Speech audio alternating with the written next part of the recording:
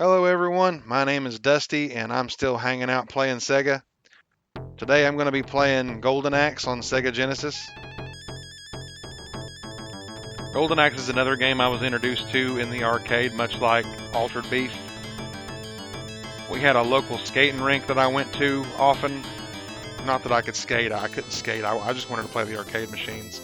And this was one of the games that was there, and I think this was one that I put the most quarters in. This and Raston. I'll talk about Raston at some point.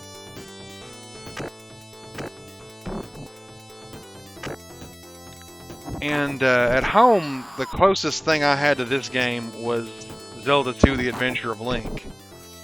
And I can remember thinking that this game, Raston, and The Adventure of Link all took place in the same universe. I'll talk a bit about that later when we see some of the later bosses.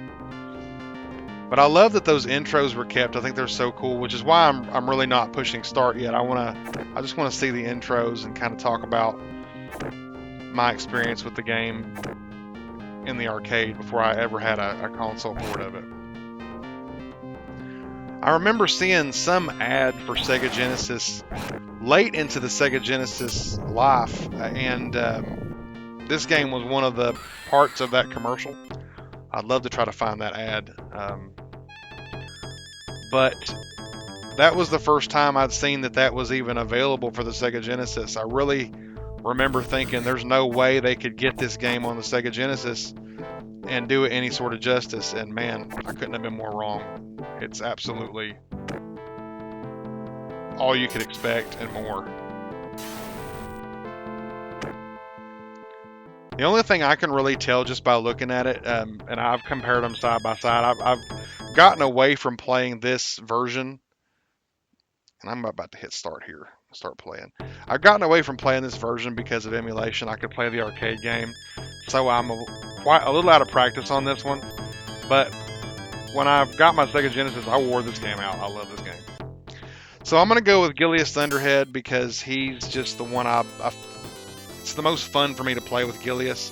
I used to play with Tyrus Flare quite a bit, just because I liked her explosive spells and I could save up the magic and do a lot of damage, but I'm so used to the arcade game that I can't get used to the short length of her weapon in this one, so I'm going to have to go with Gilius.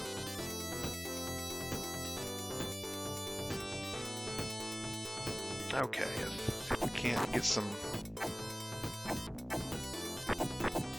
So I'm going to be up front here. The way I play is probably not going to be pretty, but I'm going to get the job done. So one thing that I try to avoid doing is finishing combos. I'll just kind of dance around, and I'll only finish a combo if there's only one guy on the board at a time.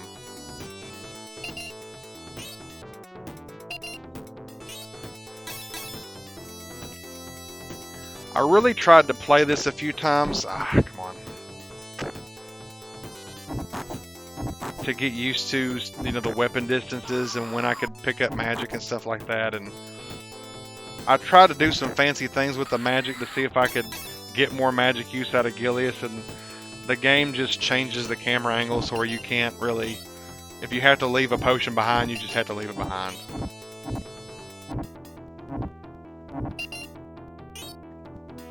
One of the things I can remember really not liking about this game when I first got it was I felt like the enemies did that charge dash attack way more than they do in the arcade, and it kind of caught me off guard, and I felt like it was cheap and annoying. So I got to the point where I just dodge that and I'll just answer it back with my own level of cheapness. So there will be no shortage of cheese in this playthrough. Alright, so I try not to wake those guys up with the magic till I've gotten rid of the other guys. It's usually pretty easy to just, oh come on, just take them out with this chicken leg here. At least it is in the arcade. I feel like another thing that they changed, and I could be wrong about this, but I feel like the enemies, at least the boss enemies, have... Oh man, come on. I've lost 2 bars of health on this first boss fight. Oh man.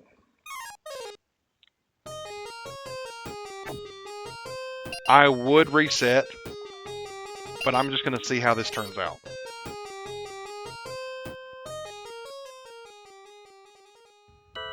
I love this map screen, and I love the music here. It's such a simple thing, but I've always thought it was cool.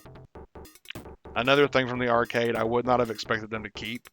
You would think little things like that would be easy to keep, but when I was growing up, they would cut things like that so that the gameplay could be kept intact, and they've cut other things, mostly moving things. So this here doesn't look so much like a turtle's back like it does in the arcade.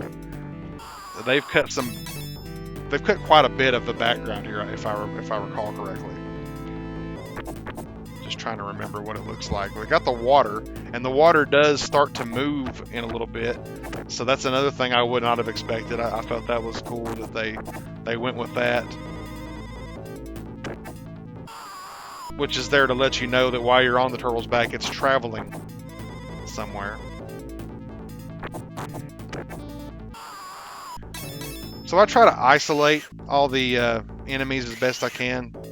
And I was going to comment on this a minute ago, but I was already talking about something. But it's weird to me that everybody in the game, other than the player characters and the enemies, are normal human-sized, and everybody else is like a hobbit. Even the king and the princess. I've always found that odd. Reminds me of Fist of the North Star. In Fist of the North Star, it seems like all of the normal people are little, and all of the villains and the fighters are much larger. So maybe anime is why the game is like this. I'm not sure. Some anime, I would say. Vampire Hunter D is another one that comes to mind as the normal characters, the NPCs, so to speak. They're all... I don't want to say they're small, they're really just normal-sized humans, and everybody else is huge. So this game doesn't really present that. It makes it look like everybody's normal human-sized, and all the NPCs are just tiny. So I really want this pink dragon here. Oh, that was lucky.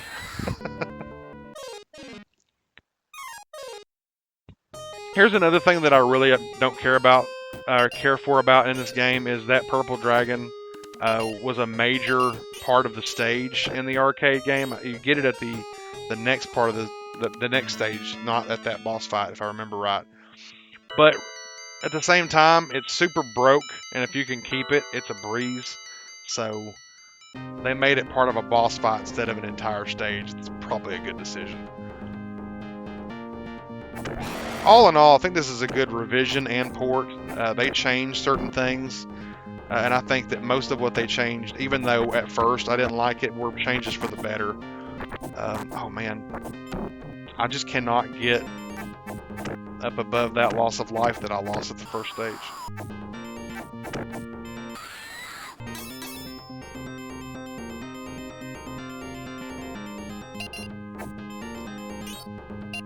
So when I was getting warmed up to play this for the recording, the Sega Genesis controller I've got seems a little more sensitive than I'm used to.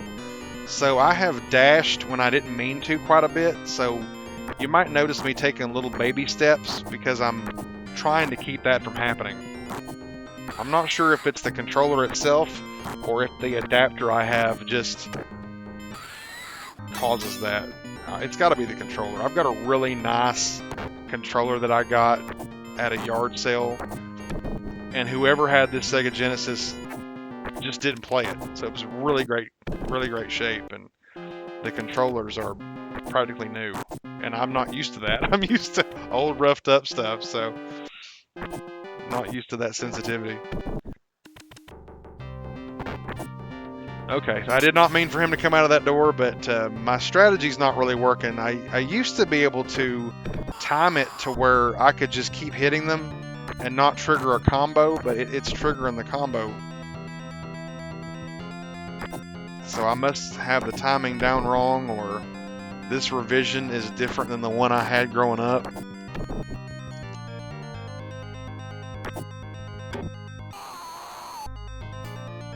I'm not quite sure how he came out of that, but I guess it was the distance I misjudged.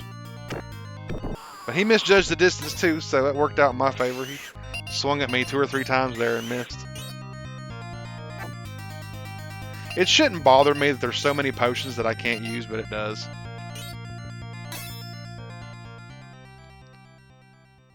That's what I give up for having this long weapon.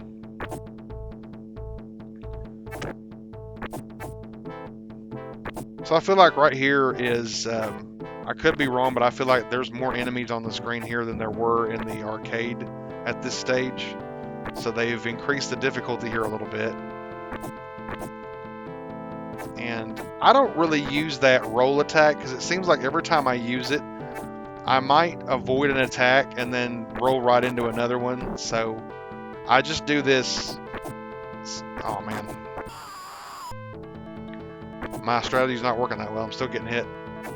I usually just kind of circle around like I'm doing here to try to get a hit in and then move away.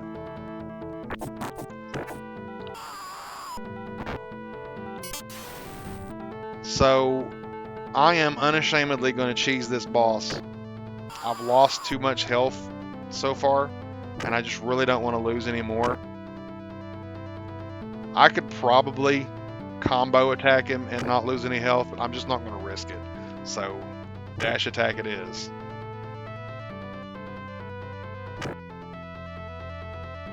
I'll probably, like, I know this is boring to watch, so I'll probably try to mix it up here in a second, but I just don't want to take any more damage. So I apologize for being repetitive, but I just want to win. Okay, that's what I get. I'm trying to make it look a little different. All right, I'm gonna try to do a combo here. This is taking too long. Okay, there we go. Okay, we'll get some health back here. I've still lost a life, so.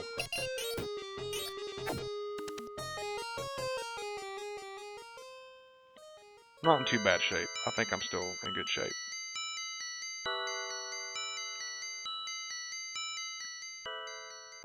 I love this music right here. I think it's so cool. I've got a version of it for tabletop role-playing games. Anytime you fight skeletons, I feel like this is the best skeleton fighting theme. This, and I've got a remix of Spinal's theme from Killer Instinct that I use. That's more for like a Death Knight or some kind of boss skeleton.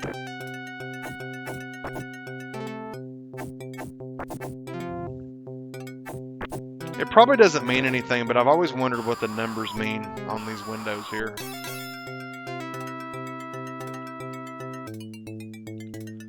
So I'm just trying to aggro one enemy here instead of multiple. And I'm going to be cheap as I could be. Yep, he's gone.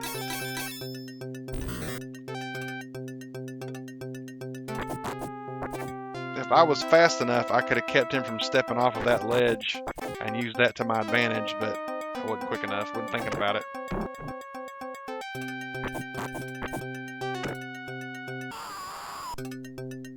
I feel like the arcade sound effect for the skeletons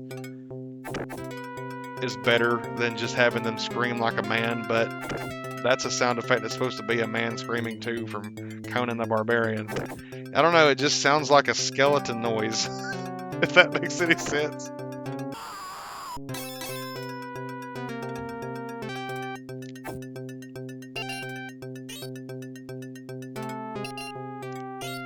I didn't watch, just to kind of get off on a bit of a tangent, since this is related to movies like Jason and the Argonauts. You got your Harryhausen type creatures in here. This is clearly supposed to be the Rock or something similar, and then you got the giant turtle, which is a Taraton, or however you say that, from one of the Sinbad movies.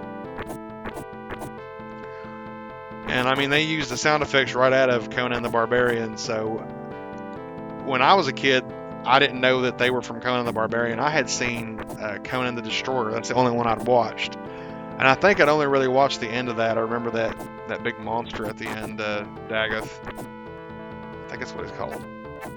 Anyway, that's all I really remember it. And I thought that was super cool. And to this day, I kind of prefer Destroyer to Barbarian. I know that's sacrilege, but I do.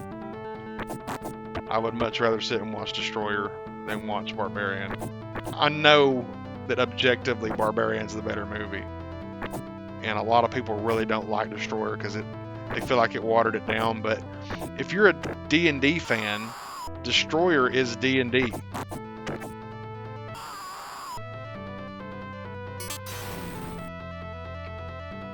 So I'm using the magic here because this should be the last group of enemies for this stage, unless I'm not remembering it right. A pair of skeletons is pretty much a boss fight.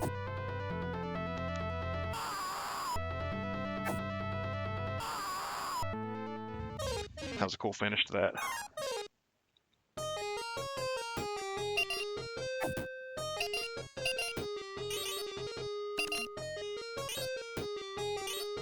I kind of feel like that meat should have given me a 4th bar, but I get it. It's my max health.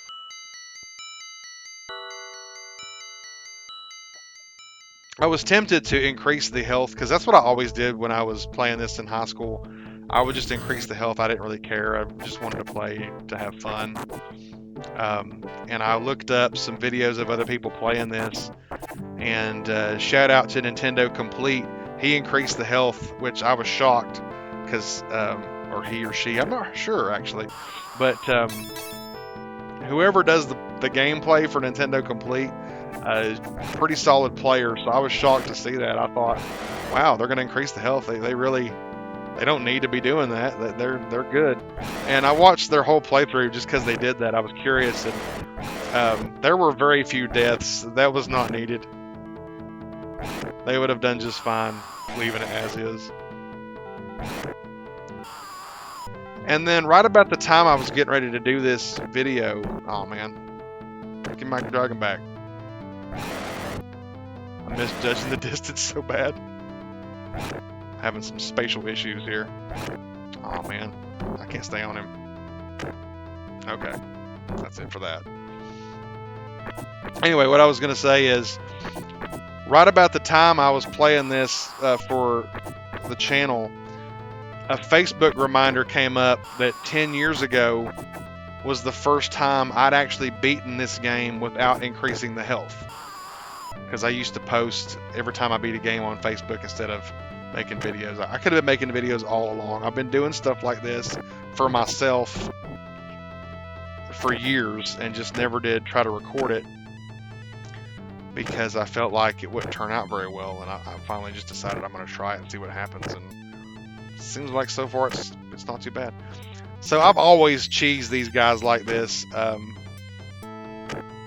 feel like this fight is super tough if you don't do it like this.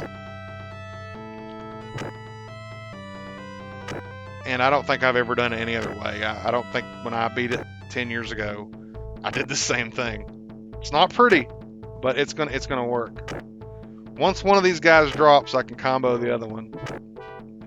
Oh, I've almost completely forgot. I thought these guys were the Iron Knuckles from The Adventure of Link. I think they look just like them. And if you look at the picture of them in the manual, that makes it even more apparent that they could be the same thing.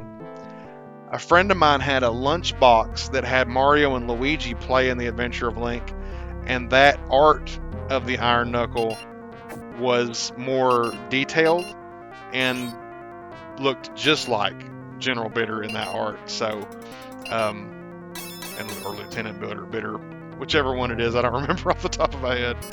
Mr. Bitter, let's call him that. But I don't know, it's just when I was a kid, oh man, I can't get that potion. I didn't really have a concept of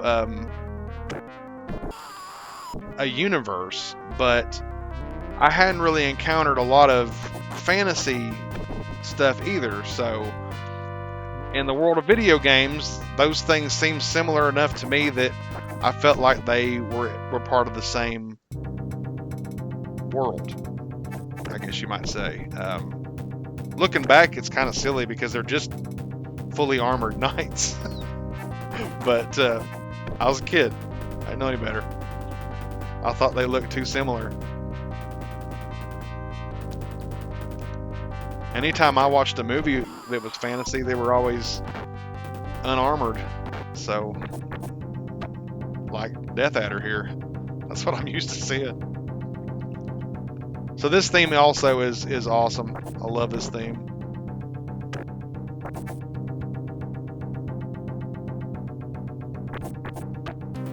I think this theme right here is the most Basil Polidoris music they've got in the game.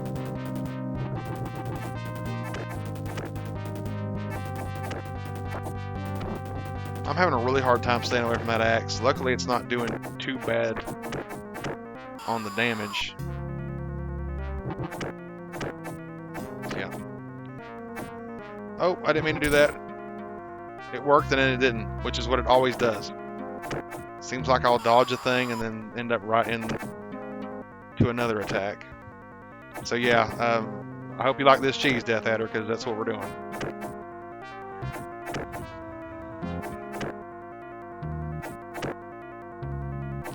Oh, he didn't like the cheese. I don't know how he got out of it, but I'll put him right back into it. I got an axe too, and I'm faster with mine.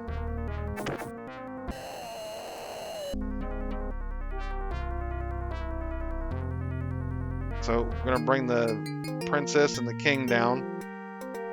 And I've always felt like they just look like nobles. They didn't look like royalty. He just looks like a merchant or something.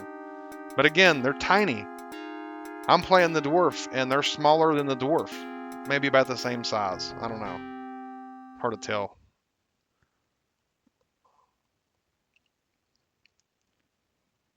Yes, I have rid of the hideous Death Adder.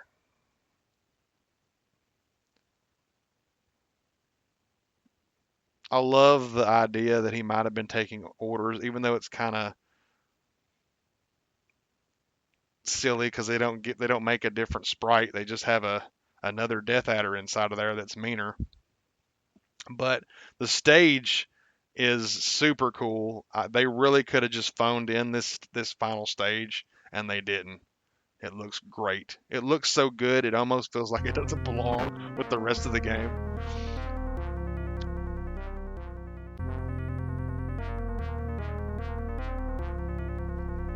Golden Axe really did need a dungeon crawl.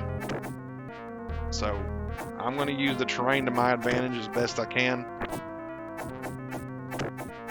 Oh, that was awesome.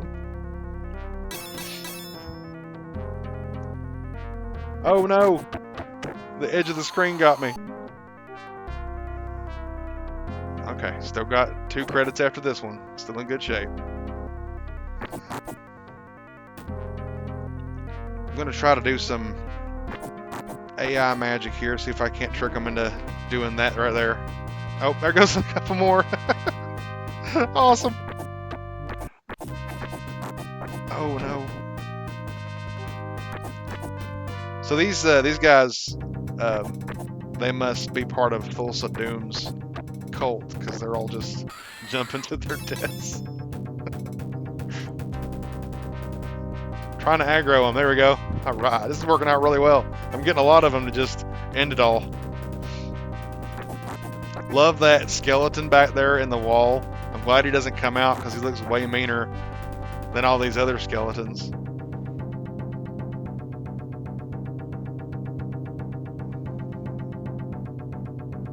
I'm just trying not to dash into that hole because of the sensitivity on this controller. Get out of here. I was thinking about doing a voice for Gilius and kind of doing like a role play thing, but I couldn't handle it after the first stage, so I quit doing it. But Gilius, for some reason, started sounding like Randy Savage, so I probably won't do that for the video because I don't want to hurt my throat. But and it's almost embarrassing. It's something I was just doing for myself. Oh man, I just want these guys to go. because I'm afraid I'm going to fall in the hole. I can't get any of these potions.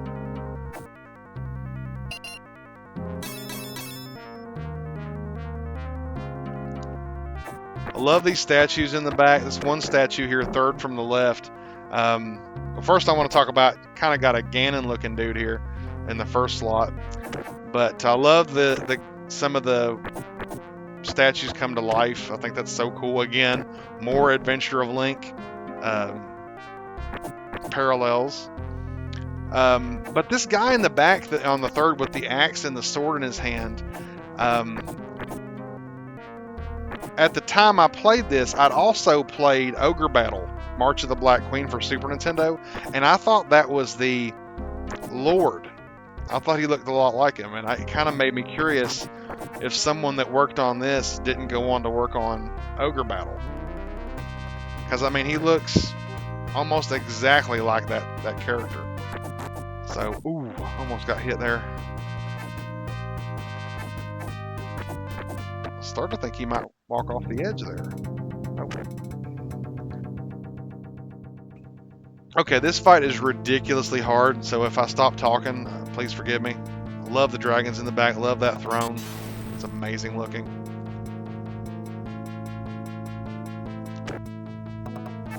Oh no, I missed.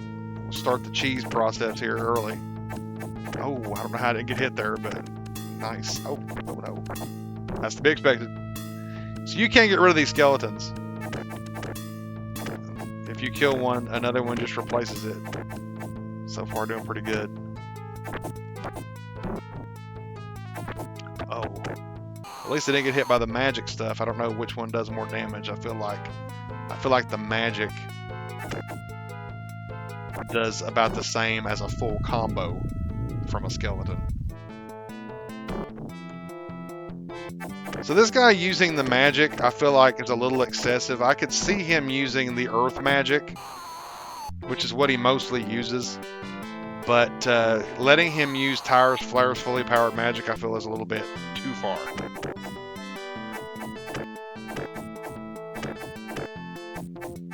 Bringing some more cheese here.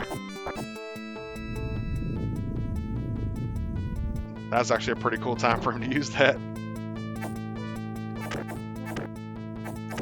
So I don't know if, I know I don't have much of an audience, but I watch Seth Skorkowski a lot, and I think that's why Gilead started sounding like Randy Savage when I was messing around with doing the voice, because of his bone saw video, and there's another continue, so oh man. Sweet. I did it. No blood, like the arcade, but I think the blood in the arcade looked bad. Probably a good choice there, too. Thank you, gallant one. Now the people will be able to live. They could have just put a period there. To build and prosper.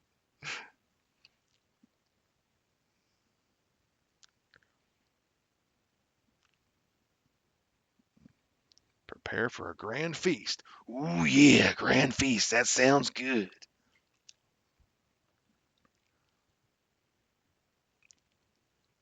Okay, this talking is going on too long at this point. I thought you said something about a feast.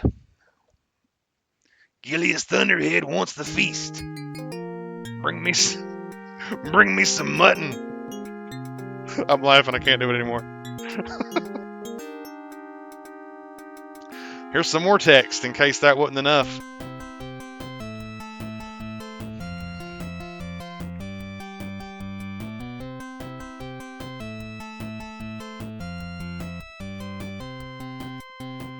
So, I guess they really didn't have enough memory to have the ending from the arcade game here, but I kind of like seeing these stats here, the different attack levels. I guess the move levels is their speed, but I really can't tell that some of them are faster than the others, so if anybody knows that, that would be cool if anybody actually shows up to watch this and leaves a comment.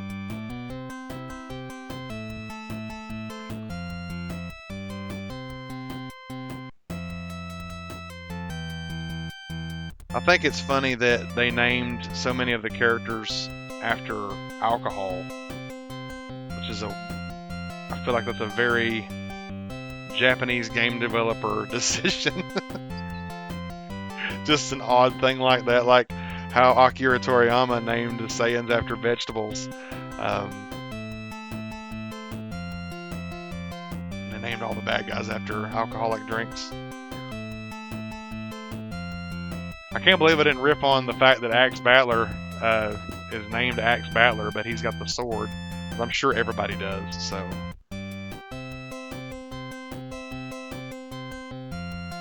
I wonder if that 89 pounds includes the sword and shield.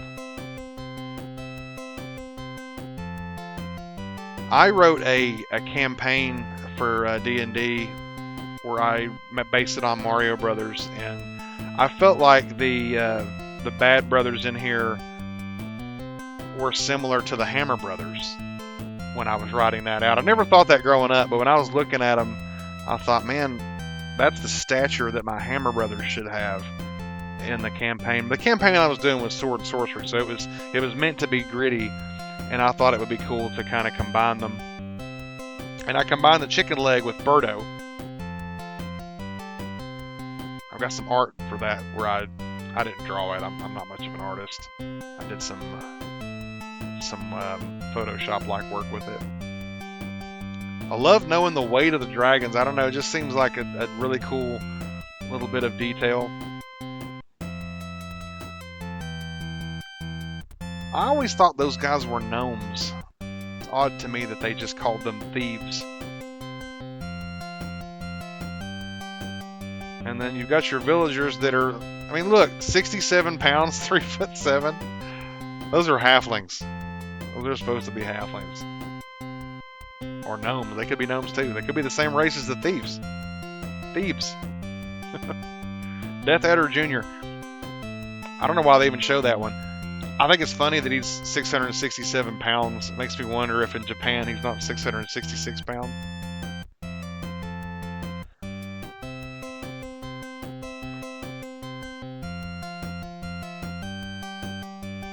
I love that Deathbringer made it into the game. And I guess he does move faster. I really can't tell the difference. Maybe move level doesn't mean speed like I'm thinking.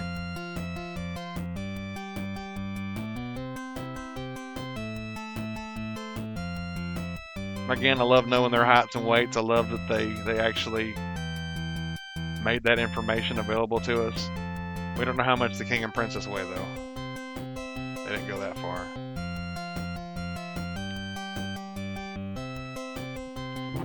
I'm really running out of things to talk about here. This ending goes on for a really long time.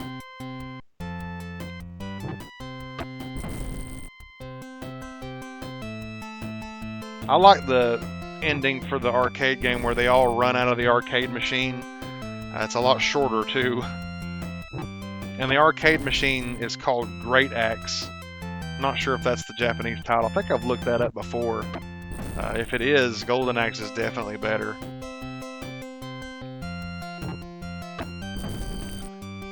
In most cases, it seems like the Japanese titles aren't great. Sometimes they're pretty cool, but like, for example, I've always thought that Mega Man was a better title than Rockman, but at the same time, changing that has less meaning, because Mega Man was Rock and his sister was Roll, but they change it, and that doesn't make any sense anymore. But I get it. I would probably have made the same decision. Rockman just sounds like he would be a character that would throw rocks, like Gutsman is named Gutsman. He should be Rockman. I can't think of any other titles like that off the top of my head that are better in Japan or vice versa.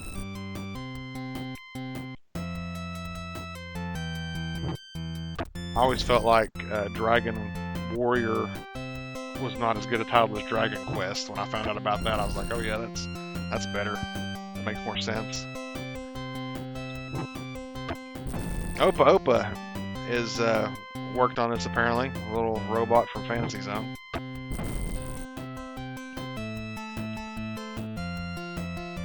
This ending is going on so long. I'm really running out of stuff to talk about. Thank y'all for bearing with me through this because this was a boring playthrough. I gotta admit, I did a lot of cheesing, and it's no fun to watch cheese. The end. Well, I hope you enjoyed hanging out with me. I hope you come back another time to hang out with me. Oh, gotta see my score. Nice. I got an 80.2. I got an 85 when I beat it 10 years ago. And I got an A++. I usually don't do that well. I didn't die as many times as I usually do. Anyway, hope you enjoyed that. See you next time.